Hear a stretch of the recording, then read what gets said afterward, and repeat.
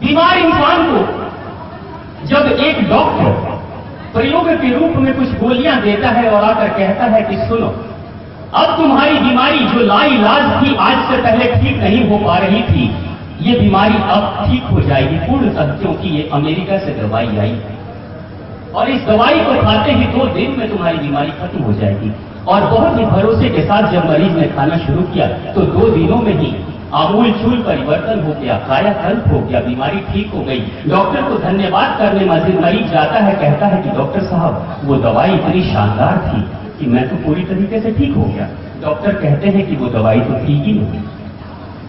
Placebo नाम की एक गोली होती है जो होम्योपैथी में आपने सफेद गोलियां देखी होंगी, जिसमें अगर दवाई नहीं डाली जाए तो उसी को प्लेसिबो कहते हैं। प्लेसिबो की उन्हीं गोलियों को वो दे दिया था और ये बता दिया अमेरिका से दवाई आई है और 2 दिन में ठीक हो जाओगे। जैसे ही अंदर का आत्मविश्वास जगा उस मरीज का, अंदर की आत्मा और अंदर की शरीर की ऊर्जा कहने लगी कि अब मैं ठीक हो रहा हूं, मैं ठीक हो रहा हूं, मैं ठीक हो रहा हूं। और जैसे ही ये चेतना जागृत होती है, शरीर की ऊर्जा जागृत होती है, वो ठीक होने लगता है।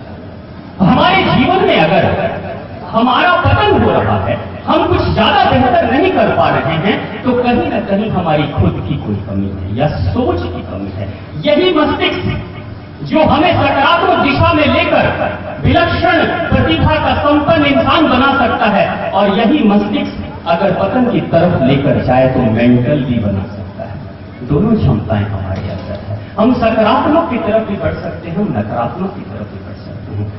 जहां तक रही बात सर्वपल्ली राधाकृष्णन की, एक वक्ता, एक विचारक, एक दार्शनिक सर्वपल्ली राधाकृष्णन जिस वक्त भारत के राष्ट्रपति बने थे, उस वक्त यूरोप का एक दार्शनिक कहता है कि प्लूटो जैसे दार्शनिक को श्रद्धांजलि देने का सबसे शुभ कार्य अगर विश्व में किसी ने किया है तो वो भारत ने किया था।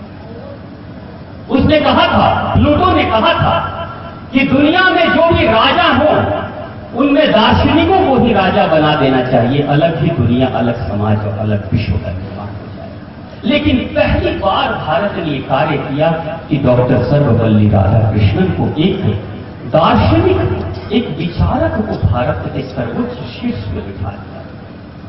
ये भारत में भी क्षमता है कि एक फिलोसफर, एक दार्शनिक को उस शीर्ष पद पर बिठा सकता है।